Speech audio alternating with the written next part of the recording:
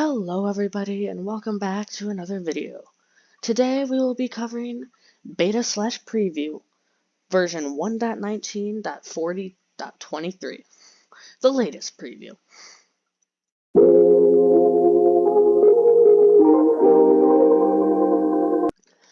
Okay guys, for this video I have laid out the entire changelog on the signs that I've laid out right around here, so let's get into it. First up, we have features and bug fixes, vanilla parity. Getting killed by a mob with a renamed weapon now produces a death message with the item name. To test this, I've gotten ourselves a husk and a netherite sword named Subscribe. No, not gonna pick that up. How about you? You want that? Yes, you do. /game mode S. Kill me. One more. There we go. Toothless05 was slain by a husk using Subscribe. I'd say that one works. Next up, wither skeletons can now spawn inside of wither roses. So to test this, let's get some. I'm just gonna show you here real quick. We'll grab some wither skeletons, some wither roses, and just the sheep over here. So as you all know, when you stand in wither roses, you get the wither effect. And since wither skeleton, so if I put the sheep in the wither roses, they will, they'll start to take damage from it. They'll get the wither effect, and they'll just start to die. But wither skeletons, they technically, I guess they have like the effect built in, so they don't. It doesn't affect them. So now wither skeletons are the only mob that can spawn on these. Next up.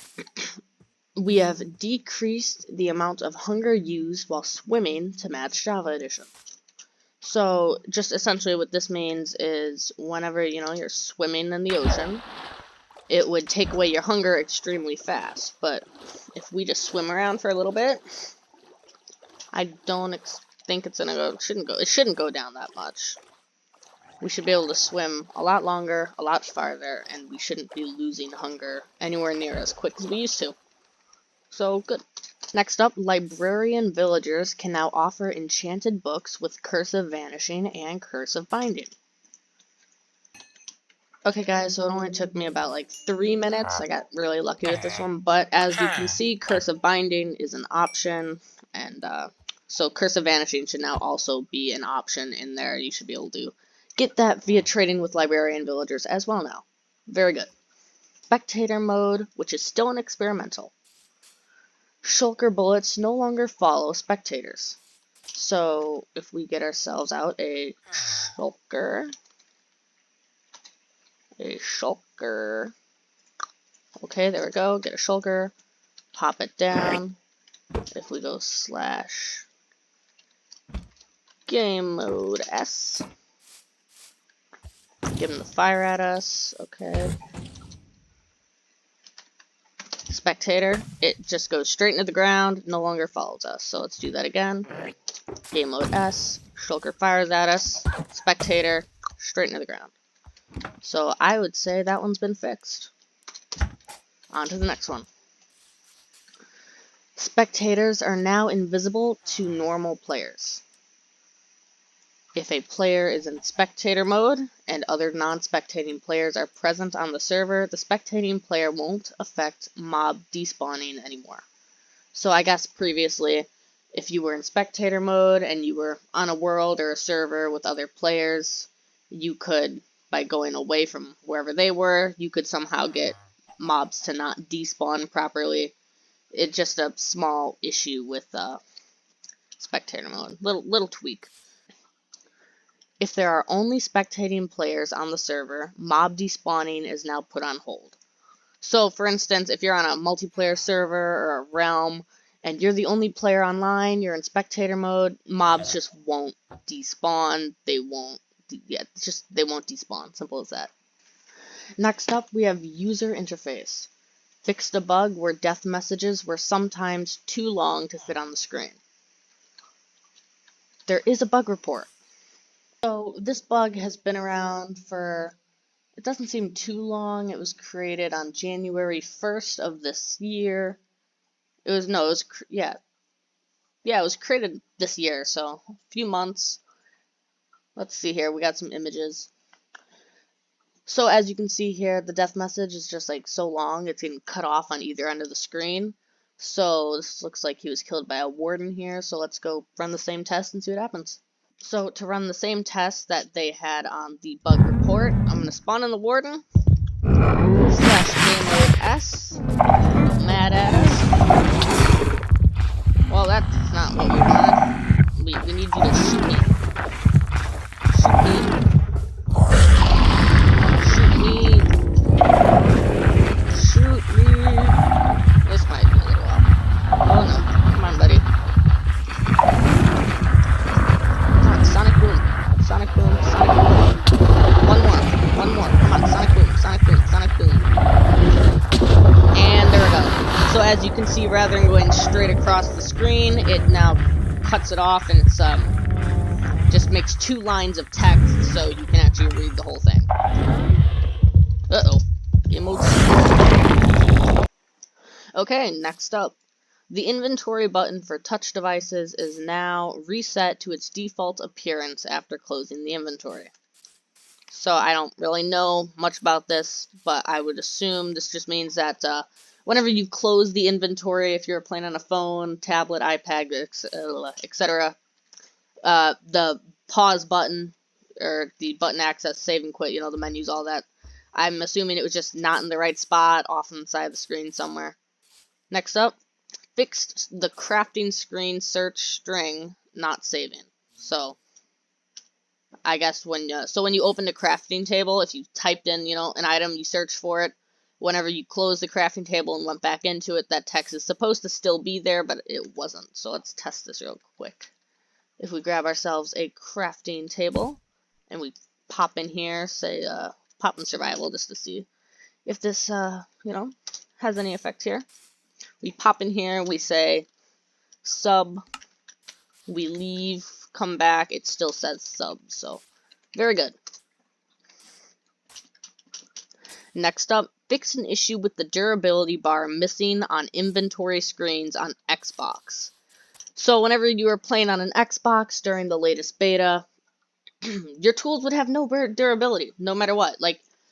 So they would still have durability, your tool could break at any second, but they didn't show the durability bar that you would normally see, so you had no idea. So for instance, like this gold sword, pop ourselves into survival, you use up some durability, we can see the durability bar that tells us how much durability it has if it's about to break. For a short time on Xbox there, that didn't work, it just didn't tell you the durability of your tools. Imagine playing like that, that would be scary. Fixed a bug where the sign-in button on Create New World didn't work on some platforms. Okay. Next up, mobile touch controls. Fixed a bug where items could not be removed from the hotbar by moving them onto other items in creative inventory on mobile devices. So just if you were, say you picked up an item on mobile and you tried to move it to a slot where you already had another item, it just broke, it didn't work. And if you tried doing this with an item in the hotbar, it just froze and got stuck in the hotbar, I'm assuming. Fixed an issue where the stack splitting progress bar was not aligned on touch mode. So there's a feature on touch where if you hold down an item, this slider would appear on top. And that slider, you could pick how many items you wanted to select and then move them, separate stacks, etc. I guess it wasn't aligned right, so small tweak, visual appearance, much better. Next, adjusted the layout of the touch toolbar and status effect, icons based on user feedback. So, yeah. Temporarily disabled the preview of our new touch stack splitting UX while we work through feedback. So essentially that slider bar that I just told you about, where if you hold down on the item and you select how many items you want to separate, etc., they remove that. They're, taking viewer feedback and tweaking it, making it perfect. Rumor has it this could be related to bundles, so 1.20, crossing our fingers, bundles. Next category, mobs. When a mob is a passenger in a boat, neither the boat nor the mob are allowed to change dimensions. So before, say you had a villager in a boat, you drove the boat into another portal, the boat would go through and the villager just disappeared. It was a weird bug, but it's been fixed. Next category, blocks. The book of an enchanting table now properly faces a nearby player. So let's test this real quick. Previously, if you had an enchanting table, you see how that book follows me around? It didn't do that. It just like froze in place. But now, it's once again being fixed. It's following me all the way around the table. Very good. Nice. Part of Education Edition. NPCs can now have no name hiding the name tag above their head. Next category, Marketplace. Fixed an issue with Marketplace bundle prices not showing as free after purchasing. Performance and stability. Fixed a potential crash source in explosions. Fixed a crash that could occur when leaving a split screen. Finally, we have technical updates. Let's view the changelog. So if you're a player that enjoys reading about and just viewing the technical side of Minecraft, here's this section of the changelog. I'm not going to read it, there's a decent bit, but for those who are interested, I'll link the changelog down in the description.